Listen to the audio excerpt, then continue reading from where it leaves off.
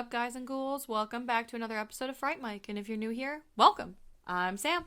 I'm Liz. And today we are going on a journey to the east coast of the United States for our last episode of our theme for this month, which is found footage. Part 1!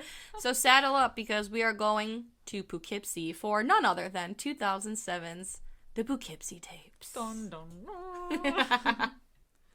The Poughkeepsie Tapes, which came out in 2007, currently has a 6.1 out of 10 on IMDb. It has a 60% on Rotten Tomatoes. You know, I feel like it should have been higher, but that's okay. For a movie that was hard to track down upon release. For so long. And now it's like on Amazon Prime. Yeah, for real, for free. Yeah, this movie was supposed to be released in 2007, but never made it to theaters, sadly. And then didn't get a release until, I think it was video on demand in 2014, and then got a DVD and Blu-ray release 10 years later in 2017. Damn. Which is wild. It is. And it was like shelved for it was like kind of a weird, non-specific reason. Yeah. I think that makes it even better because it's already such a hyper realistic movie.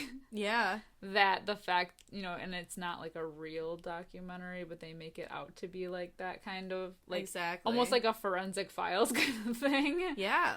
Well, so this movie was directed by John Eric Dowdle, and then it was made by the brothers Dowdle. So they, in an interview, they were talking about how this was at like I don't know if it was like Tribeca Film Festival or some festival, and it was like really well received, and then they made it to a bigger festival, and I guess that's where everything kind of went off the rails and like it bombed really bad because they never said that they wanted it to be marketed as a real documentary, but it was presented as the festival as a real documentary, and people were like, no, absolutely not. So it kind of like lost it. Exactly, and people just weren't buying it. So I don't know if that had anything to do with why it was shelved, but it's really upsetting because it's really good, and I'm just glad that now more people have seen it. Exactly. It's more mainstream. It's not even really mainstream. I don't know. It's like it is, but it isn't. I know that more people have seen it, but I feel like not a lot of people talk about it. Yeah, true. So it's not super mainstream. Right. It's kind of cool, too, though, that, like, the way that this movie circulated before it had a decently wide release because of the way that the film is and, like, the grainy, shitty quality of, like, the VHS tapes. Yeah. It almost felt like something that you shouldn't be watching, or like almost like I mean they are snuff films, but like it just has like that grimy feel to it. Yes. Because you don't know anybody. It's like kind of like what Blair Witch did in a way with the like the unknown actors and everything of like not knowing who these people are, and so you don't have that familiar face to tie it to, so it just makes it feel more realistic. Right, because there's nobody famous in it for you to be like, oh yeah, obviously this is fake. Yeah. Which, it just is crazy because for our found footage month, this is actually our second John Eric Dowdle film, because he did As Above, So Below. Yes. Which is amazing. He also He does found footage well. He does. He also did Quarantine, which is another found footage movie that we perhaps we'll talk about in the future. Hey. And did you know his wife played Cheryl Dempsey? Really? Mm-hmm. His wife... we gotta talk about Cheryl, too. We gotta talk about Cheryl. Yeah, his wife is actually the sister of an author whose book changed my life in high school. I think her name's Stephanie? I don't remember her. I think it's Stephanie, or Stephanie Chbosky. Her brother is author Stephen Chbosky, and he wrote The Perks of Being a Wallflower. Oh my god. Mm-hmm. There's so many connections here. I know! Crazy! But, yeah, there's a fun little tidbit. There's, like, so much history here. I know. I was like, no wonder I like this movie so much. What a successful lineage yes. they're currently working on. Right? I was blown away. But, yeah. Shall we get into it? We'll dive right in. All right. So, I feel like this movie is going to be kind of not hard to cover, but it's just because of the nature of how it was shot. Yeah. Almost. It's just kind of hard to go, like, beat by beat with it. Also, there are some really disturbing parts of this. Oh, for sure. The whole movie's a disturbing part. Yeah, but like some things are more disturbing than others, and it's just kind of like, yeah. But we'll talk about them. Yeah, we'll tread. We'll tread lightly. Exactly, we'll tread those waters. Ooh, is this our first like warning? Ooh, trigger warning. Trigger warning. Should we do like Bailey Sarian? Yeah. Warning.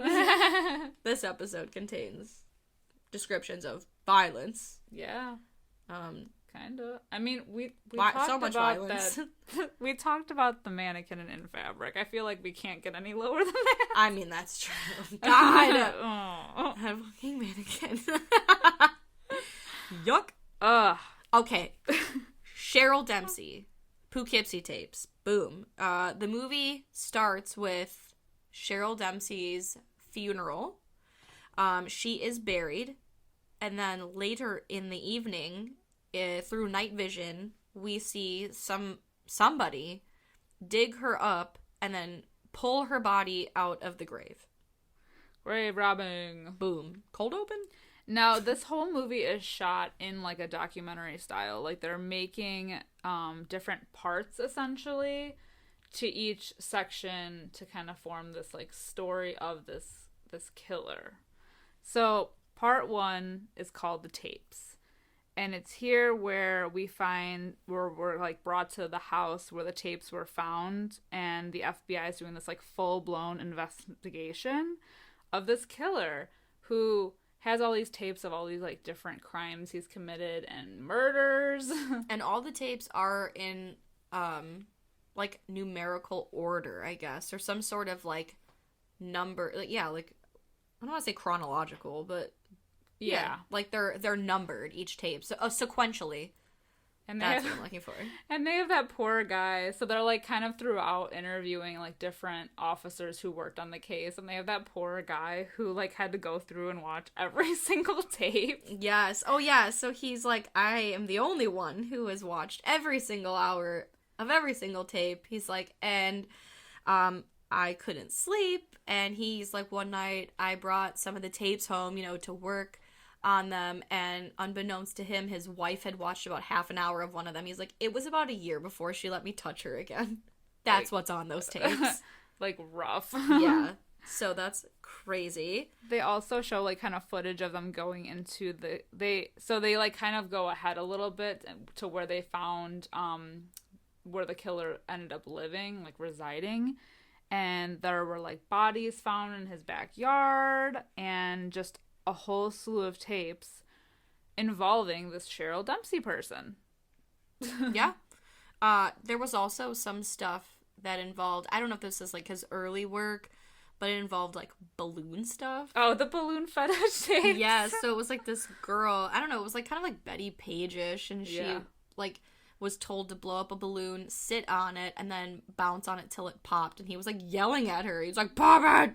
Yeah. It's fucking weird. I don't know if that was involving like the prostitutes that he like would kidnap. I don't know. Yeah, I don't know. There's some like weird, this is why it's going to be hard to talk about this movie, is because of the fact that there's like kind of intercut shots. Right. There's so many like interviews with police, with certain people, with, just like different, like that guy who teaches the psychology, they have to watch, they talk about how these tapes, new officers have to watch these tapes so they learn like the psychology of a killer, and which is kind of what the whole documentary is about essentially, because of the fact that this killer wasn't a normal, what they would describe as like a normal, because usually for serial killers they have like almost like a pattern that they follow, but with this guy he would like change things up, so that's why they were never able to catch him. Exactly. He was too smart.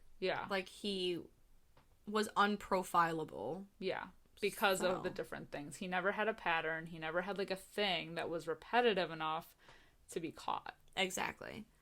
There was another tape that we saw, like, moving on. So they talk about, like, some of his first victims and like what that looked like. And in one of the tapes we see him approach a little girl who's playing in her front yard, and he's like being like the definition of stranger danger. He's like, "Oh, I like your doll."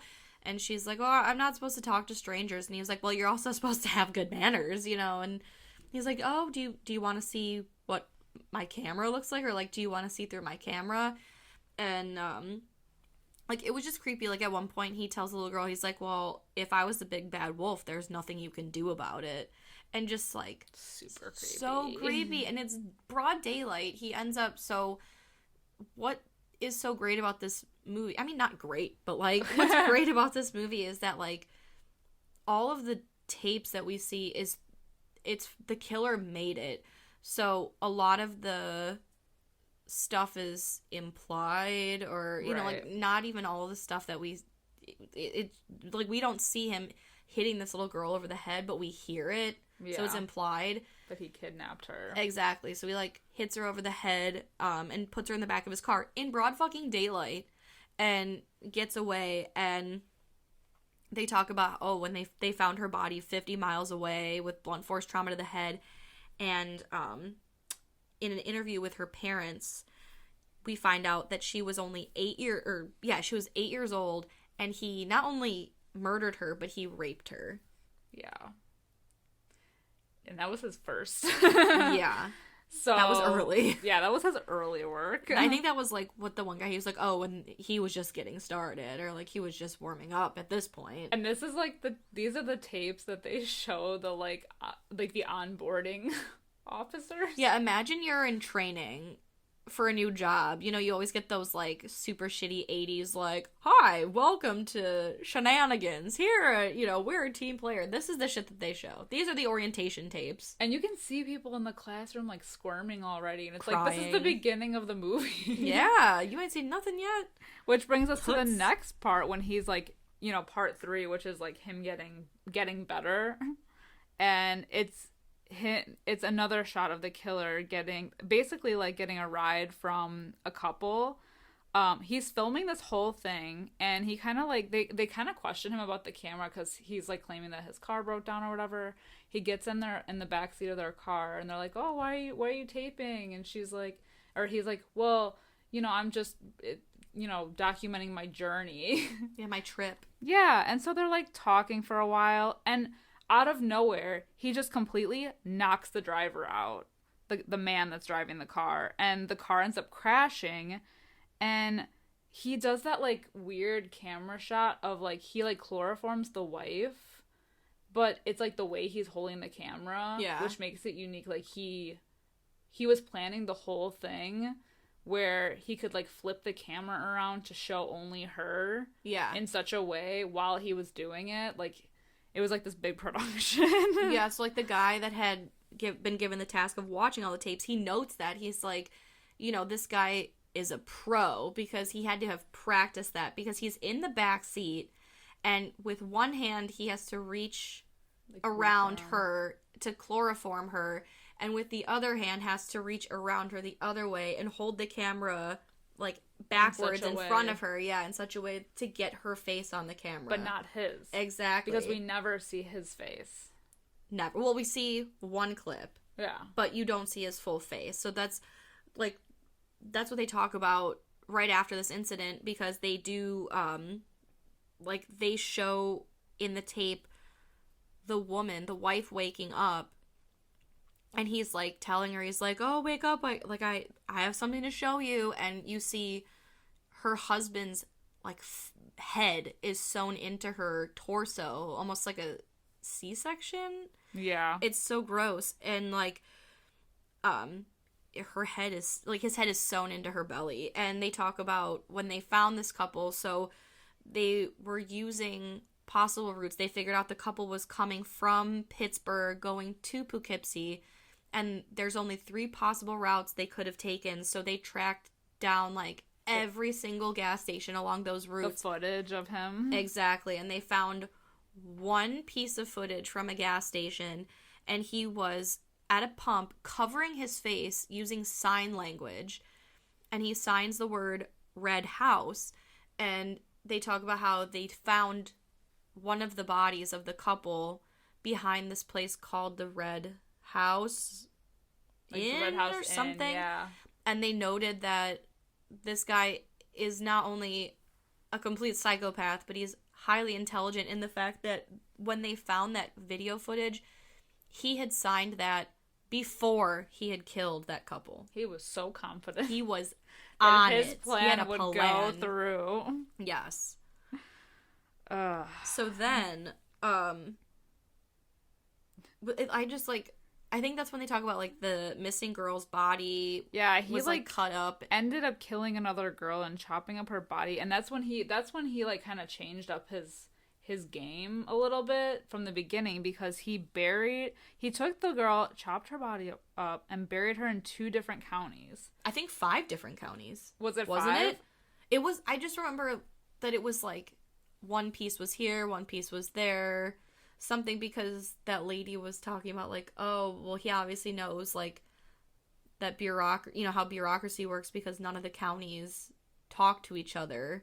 And that's how they were never able to, like, literally piece her together. I think I would have caught it if I wasn't so distracted by the fact that they interview a dismemberment expert. They do.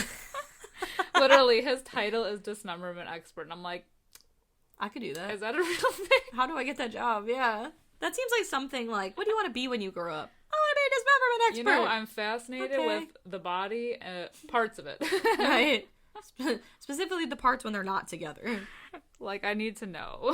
Right. Yeah, they interview that guy, and he just, I don't know. It was just like, what? It sounds like a dream job. But part 4 leads us into, like, kind of like the main story of this killer, his main obsession, which is our girl Cheryl Dempsey, who was completely a random victim of his. Before even, like, coming into, like, any kind of contact with her, he first stalked her. Yeah. He would literally, like, in a creepy ass car, just watch her daily life. He would tap her phone and, like, sit outside her house, and till finally he broke into her house. He decides to make his move. And that whole scene is, like, crazy, because so she's intense. with her boyfriend. They're, like, just walking around the house, and, you know, she showers at one point. But, you know, we can see from the killer's point of view, like, him videotaping the whole thing. And he's literally, like, at times narrowly avoiding her in this house.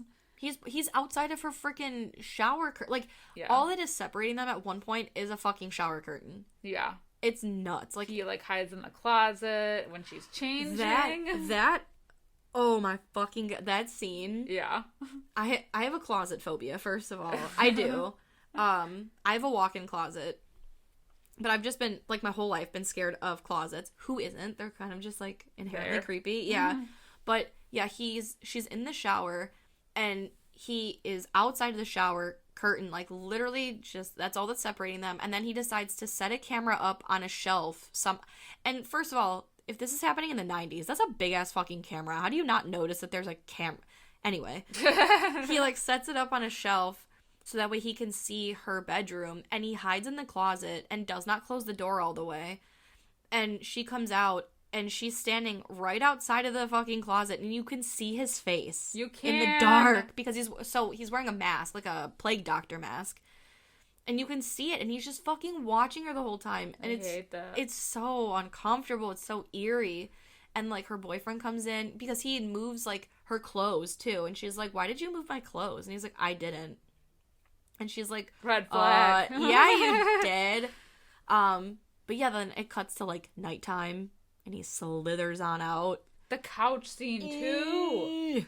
The couch scene, when they're on the couch watching the movie, and he's literally right there. He's filming them. Like, he is right next to them. He gets so close. Right by the headrest. He's literally, like, inches from them.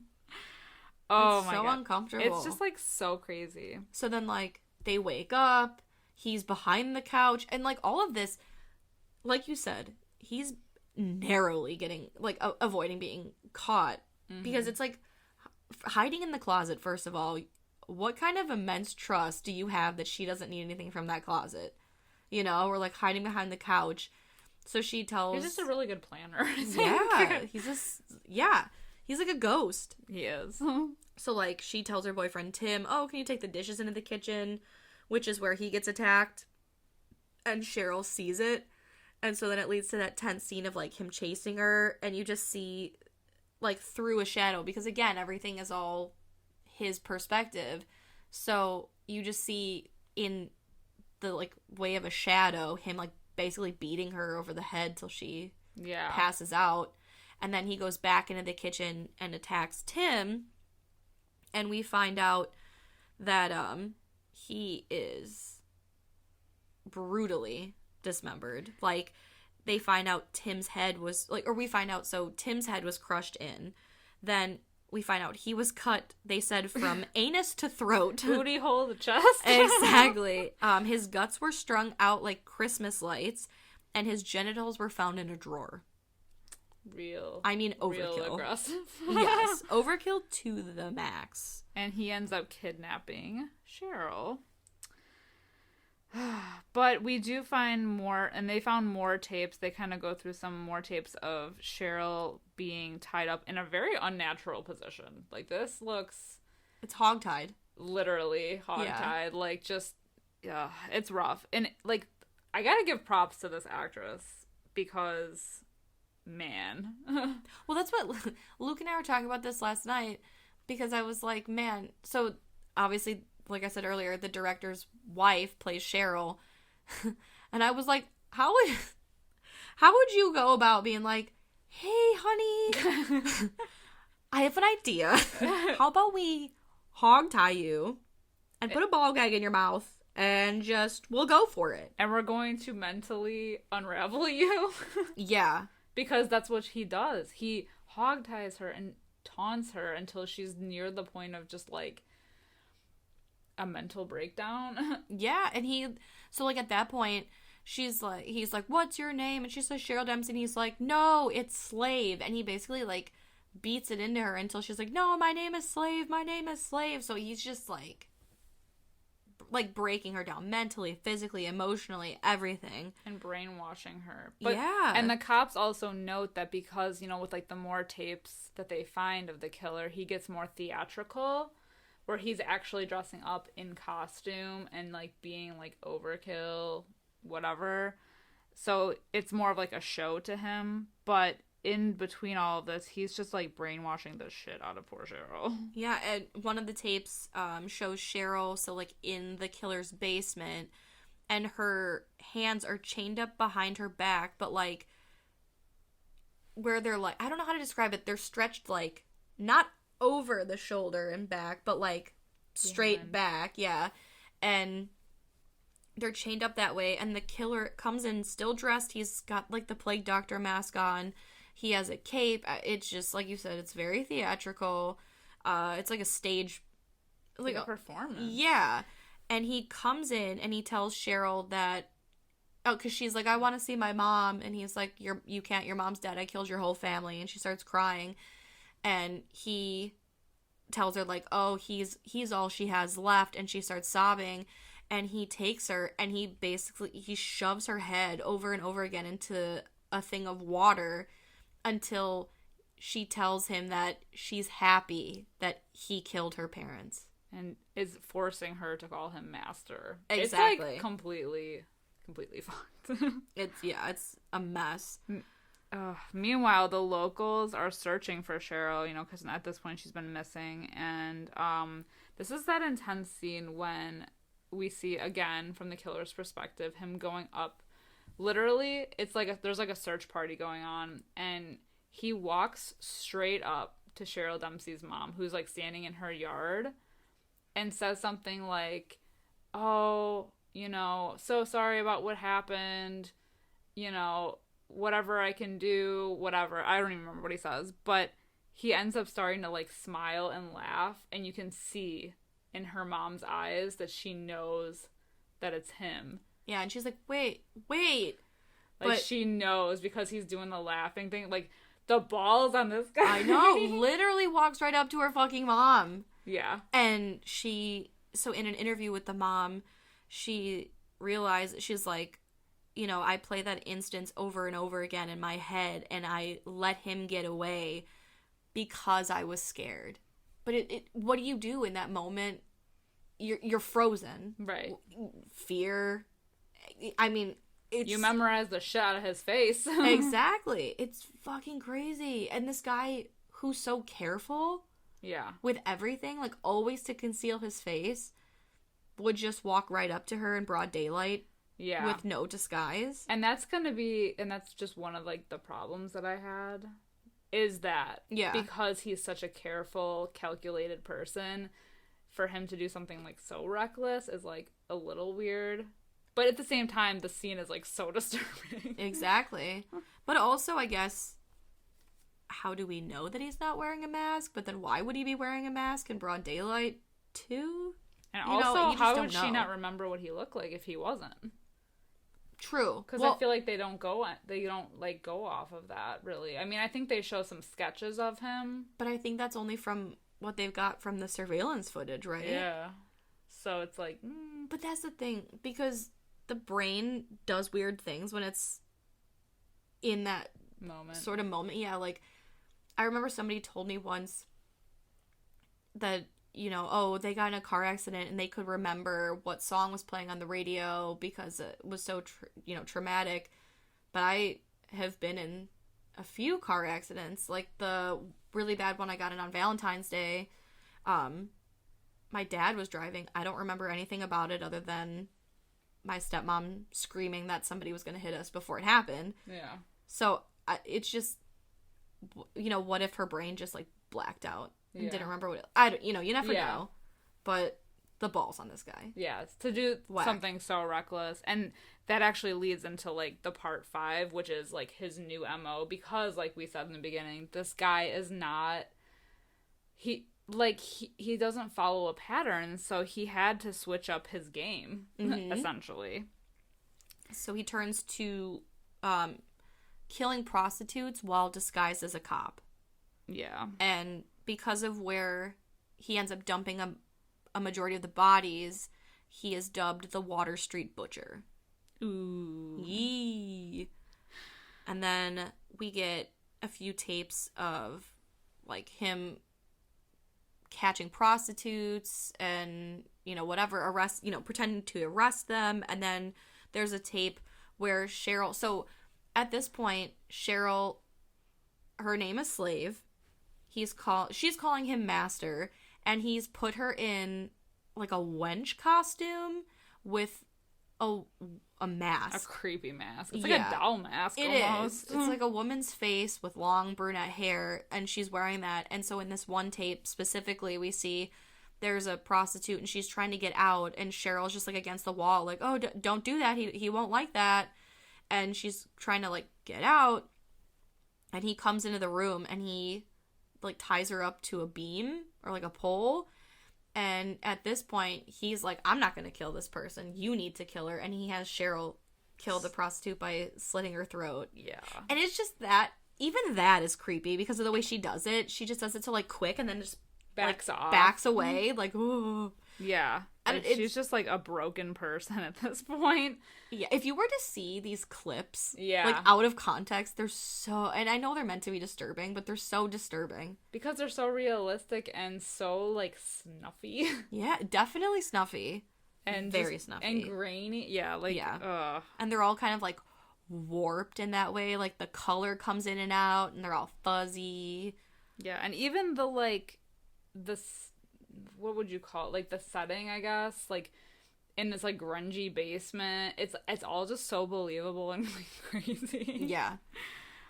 Then we move on to like kind of trying to profile him from there. We hear a little bit more about like, oh, well, we find out some of the victims were raped post-mortem. And one of the officers says that he had interviewed Ted Bundy, and that's what gave them an insight to the Water Street Butcher, because in the interview, Ted says, well, keep an eye out, because sometimes, like, that's the thrill, is for them to have sex with the body after death. And he advises them, when you find a fresh kill, lay low and stake it out to see if he comes back, because he probably will come back. And the FBI agent says, we never found a fresh enough kill, but they had found evidence that he had been returning after hours. Exactly. I like the little guest appearance by Ted Bundy. I know. He's so helpful. Look at him go. Well, we go on to our next tape, which is again from the killer's perspective in the killer cam. The killer cam, where he's greeted at his front door by some Girl Scouts, and he invites them to come in. So this shit is not going well already. Everything is so tense in this movie, but for some reason, I was like, because you just know. I mean, look at the first little girls. tape. I know. Because you just know that he is like a monster. So you're like, oh my god, oh my god, oh my god. Yeah. He invites them in, and they, they're already kind of weary about him though. Like they're just, they're weirded out by him, and he's kind of talking to them. He faces the camera towards them, and he's chatting with them, and they end up kind of getting, because there's noises coming from the basement, so there's like that whole distraction, and they end up leaving, which is good. Yeah, they always say kids can pick up on stuff like that, so you can they're immediately uncomfortable, but it's like the stuff that he says is just so creepy. He's like, oh, do you live around here? Do you tell your parents where you go when you leave the house? Do they know that you're here? And then when the noises come up, he's like, I guess I won't be able to buy cookies today. I have a big raccoon in the basement. Do you want to see it? Like no, get out of there. Yeah, don't run. Thank God they leave. Yeah. Unharmed. He doesn't buy any cookies. And it's revealed after they leave that the entire time he was actually sitting on Cheryl, who was like bent over with a blanket over her. And it's disturbing too, because first of all, the kids were in the room with Cheryl under the table, but then when he lifts the blanket up or whatever it is to reveal her, we see her, so she's on all fours, but we see her face only through a handheld mirror that's laid on the ground under her, so it's like super disconnected. Like you're not even looking at her, you're looking at her through a mirror. Yeah. Ooh. Ooh, I don't know. And she's wearing that doll mask. She's always wearing that fucking doll mask. Yeah. So she's like fully... She's not even human. No. She's just like fully in like that submission phase of exactly being kidnapped and brainwashed. Exactly. Like I'm an expert. It's like what is it, Stockholm syndrome? Yeah, something.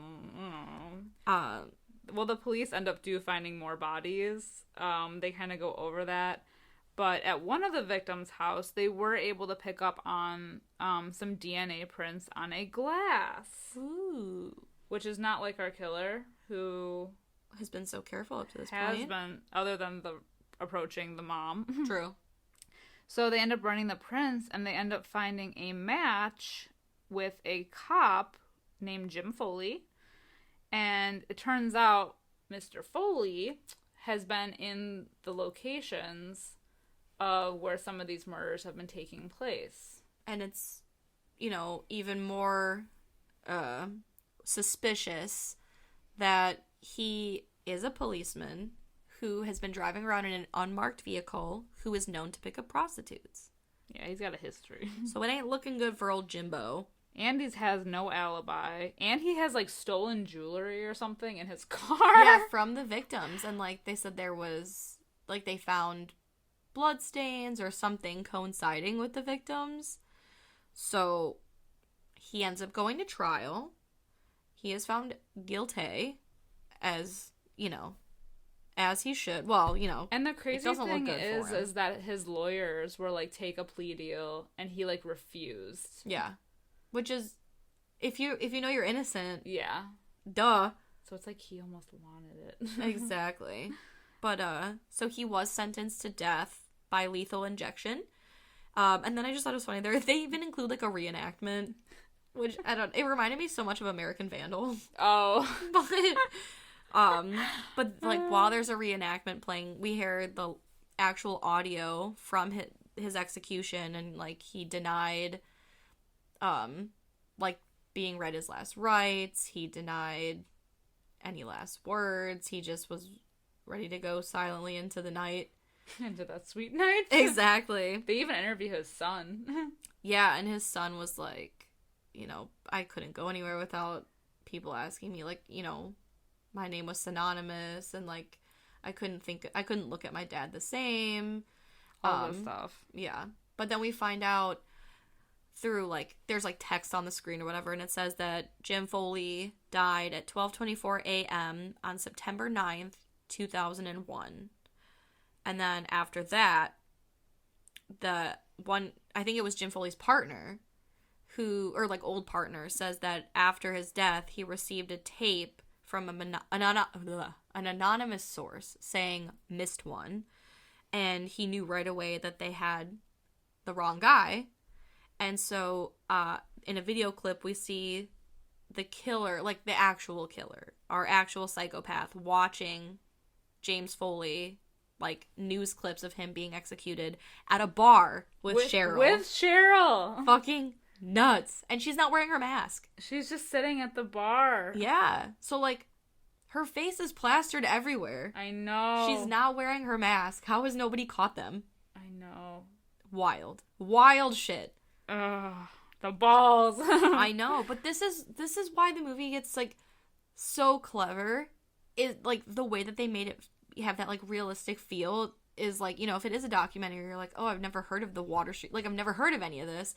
Because they fucking bury it in 9/11. Yeah. Which is so good. Well, that's the thing, and that's the thing that makes this so crazy, is that when he does send him the tape, you know, they find out there was another missing body that wasn't found, and that the real killer broke into the sperm bank and stole Foley's sperm and planted it on the victims, making it look like it was him. So they killed an innocent man, and by the time that anybody, like, all the papers had gotten a hold of the story, it was buried because 9/11 had just happened. So 9/11 was plastered all over the front of every newspaper, and Jim Foley's story about an innocent man getting, you know, prosecuted and sentenced to death was, like, what did they say? Like, it was on, like, page 3 in, like, a small blurb. So literally, it was completely buried and looked over. Because nobody was paying attention. No. To that. Because everybody was paying attention to 9/11 happening. Exactly. And the one guy even says, like, you know, a serial killer kills a cop using the justice system. Like, how fucked is that? Mm-hmm. And Jim Foley's son even says, you know, like, because nobody knew he was an innocent man, every time they hear, you know, my name, they're like, oh, any relation to the Water Street Butcher? Like, no one knows that he's still out there. No one knows that he was innocent. You know, Jim Foley was innocent. Plus, the killer created that persona of that, like, prostitute killer while people had their guard down, because he was making people think that, okay, like, if he's just almost like a Jack the Ripper type situation. Exactly. If you're not a prostitute. Yeah, then you're safe. You're safe. So people had their guard down, so he was able to keep, like, murdering regular people with this persona. Exactly. Which brings us to another clip of a woman. So again, he's pretending to be a cop. Oh, this one gets me. I know. So I actually had before we get into... Okay, I have a story. So what happens in the video is this woman who has car trouble, she ends up talking to our killer, who's dressed up as a cop, and he's like, oh, you know, you shouldn't be out here, you know, what about the Water Street Butcher or whatever? And she's kind of like, okay, whatever. And he's like, oh, yeah, well, get in the back of my squad car. You know, I have stuff up front, so just get in the back. And she's trying to make, like, small chit-chat with him, and he's not talking. And she was like, oh, I think that was the exit back there, and he won't talk. And she was like, no, you missed the exit. Officer, I think you missed the exit. And he's like, no, let me ask you, like, why did you call me officer? And she was like, because that's what you like to be called. And he's like, well, I mean, yeah, policemen like to be called officer, but I'm not an officer.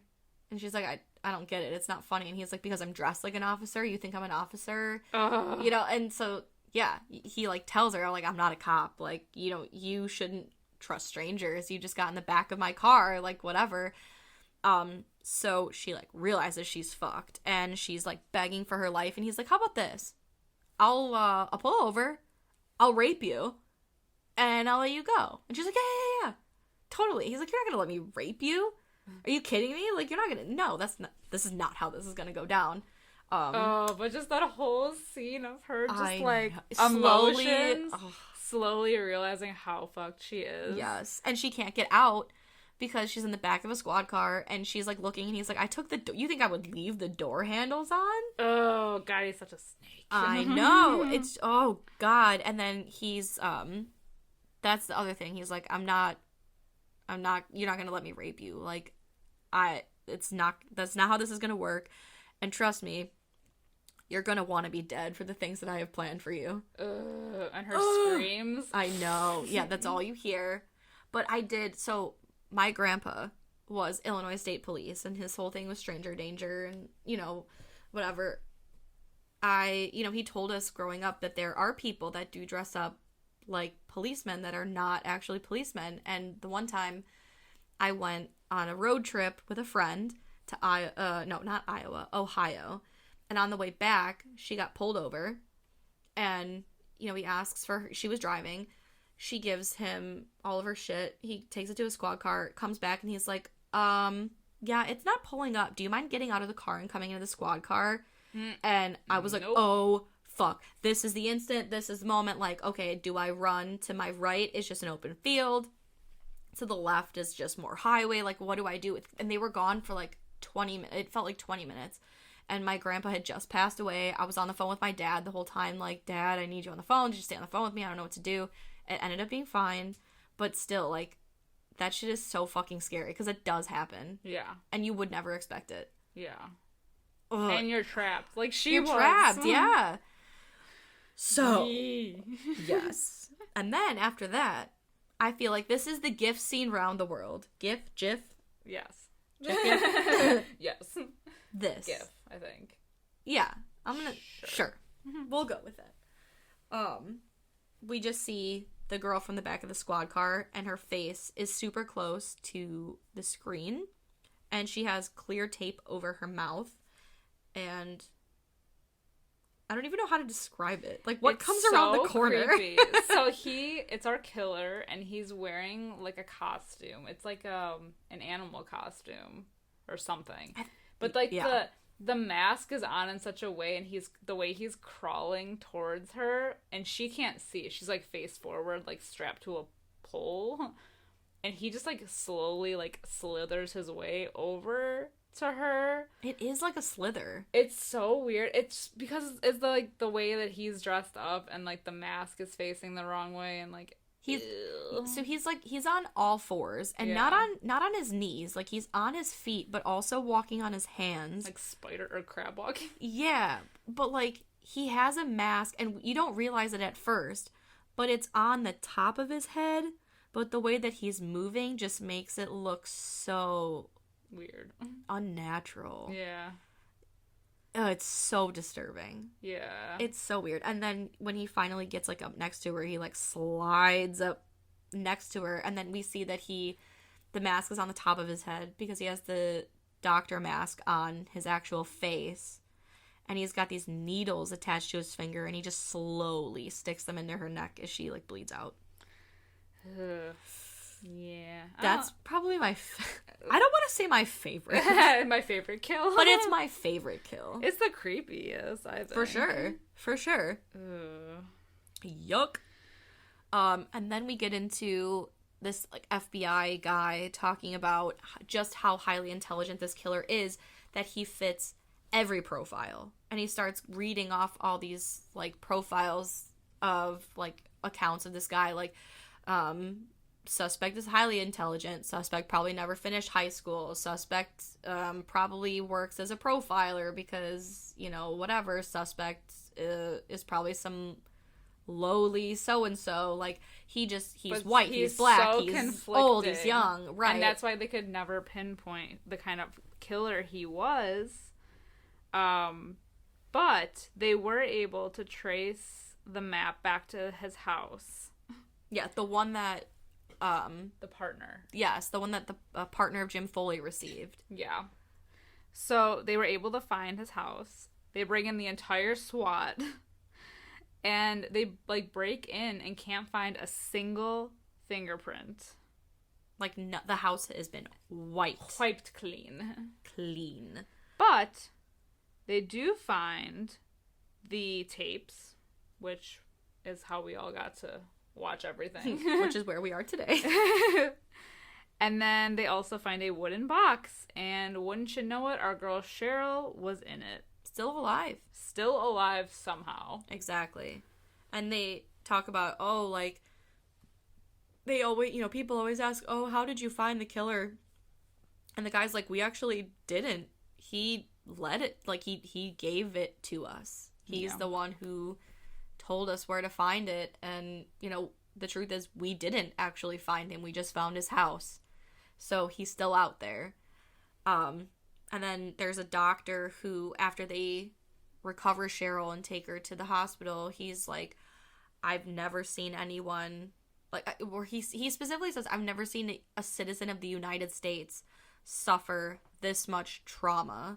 She was, like, tortured, malnourished. She had, like, sexual trauma, and she was missing teeth. It was, like, and so to the point where she was in the hospital, and she was only getting worse in the hospital, no matter what they were doing for her, until they discovered that she was actually torturing herself in the hospital, because that's the, like, only way that she could feel. Right, she had only known suffering for so long that she didn't know how to exist without being in severe pain.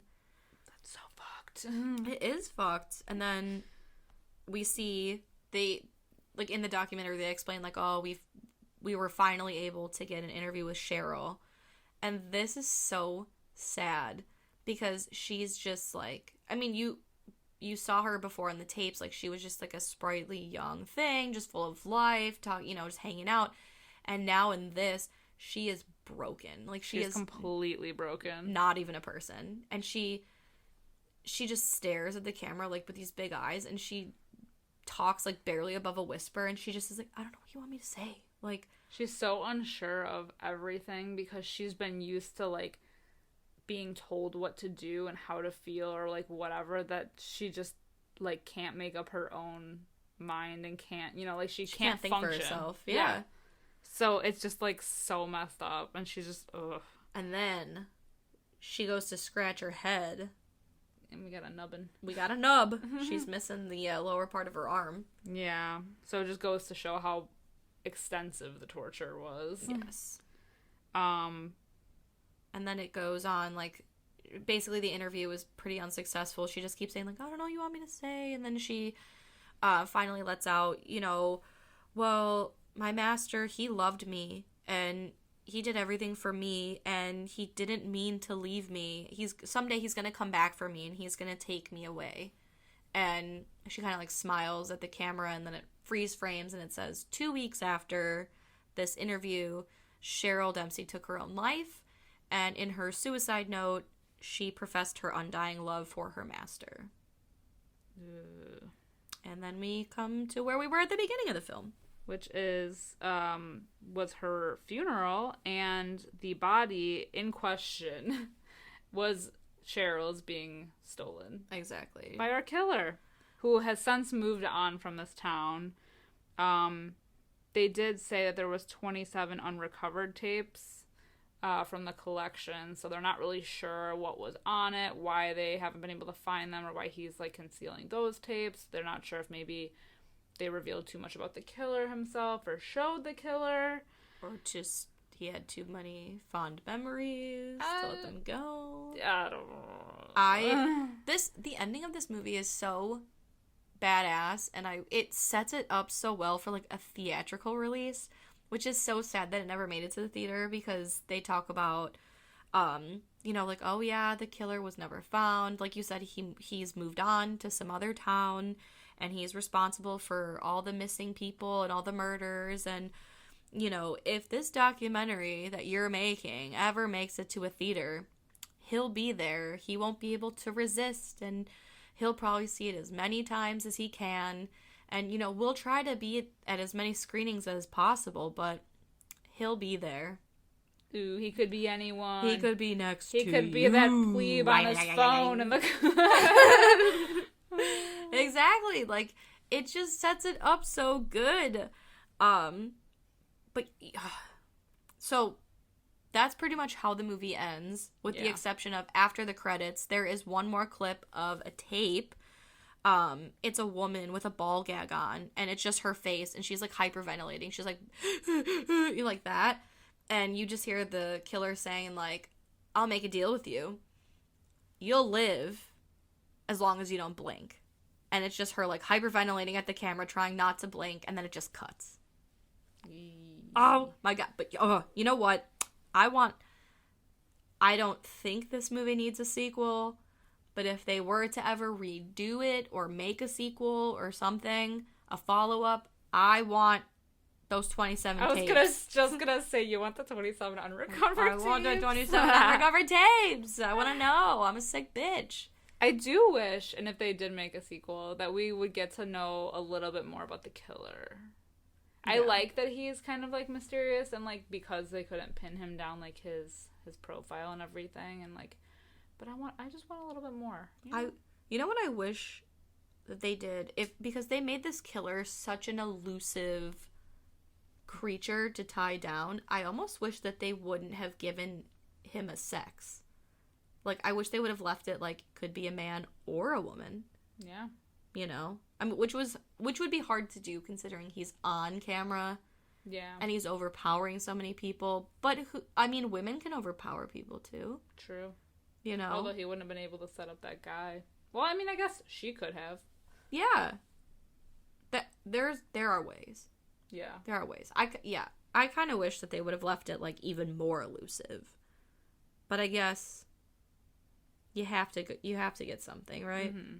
And my only gripe with this movie is the fact that sometimes because he is just portrayed as this super calculated person, just the fact that he was, like, reckless a few times, I don't know.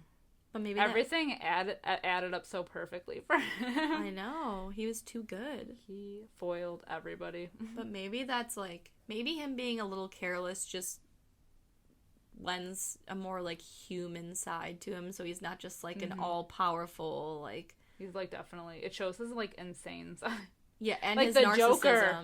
Yeah, well, it's a little bit of narcissism, too, you know, like, you are so proud of yourself for getting away with all of this for so long that, like, you need to tell someone. Yeah. Right? You need to show off. Exactly.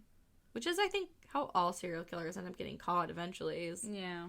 You know, they get too cocky. Mm-hmm. But, yeah. Who's to say? Exactly. No, I agree. I agree with you. All right. Ratings.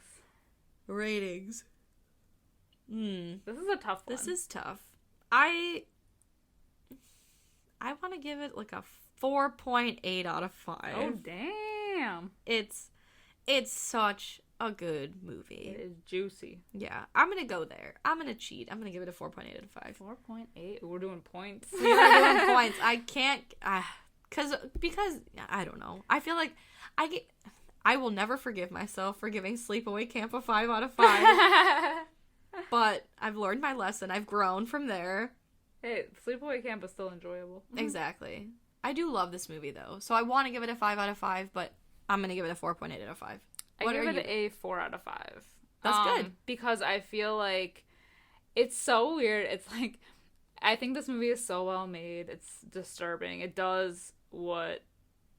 I mean, it succeeds in what it sets out to do, for sure. And I think it's, like, interesting. That being said, it's also super disturbing. So it's like, I almost hate to say I love this movie. I know, but because it sounds so twisted, but, like, like I said, it's so well made for, like, a found footage movie. Definitely. And it's the perfect way to, like, round out this month. I think so. Yes. Top tier found footage. Top drawer. And another one for the Brothers Dowdle. I'm telling you. They'd be killing it. I know. As Above, So Below is one of my favorite horror movies. This one, definitely good. And this was its predecessor. Mm-hmm. They had gold from the start. I want to see more from them. I do want to see more from them. God bless. Yeah. All right, guys and ghouls, thank you so much for joining us for yet another month of fun and horror. So much horror. Handheld horror. I can't believe that it is the end of November. What is life? Yeah. It just... Nothing feels right anymore this year. Nothing has felt right since... 2019? Yeah, true. So it's weird to think that we're, like, well into the holidays. It is. But because we're into the holidays, we have some spooky, festive things coming your way in December. Yes. We will be announcing our new theme very shortly. But in the meantime, if you are looking for some spooky extras, we are on Patreon. If you go to patreon.com/Fright Mic Podcast, you'll find some goodies, some gems. Exactly. Some extra... Unfiltered. Uncensored. Uncensored. So many nudes. Just kidding. No nudes. No nudes. Yet. We'll get there. Okay. Exactly. But if you're looking for some extra reviews, some lists on some of our favorite movies, that's all over there. You'll see it. You'll find it. We have some controversial opinions. And we want you to hear them. We do. For a fee. Oh, wow. I'm so sorry. But otherwise, we are on social media. Check us out on Facebook, Instagram, and Twitter just by searching Fright Mic. We're fun. We're great. We're there. We're spooky. But until next time, I'm Liz. I'm Sam. Rest in peace.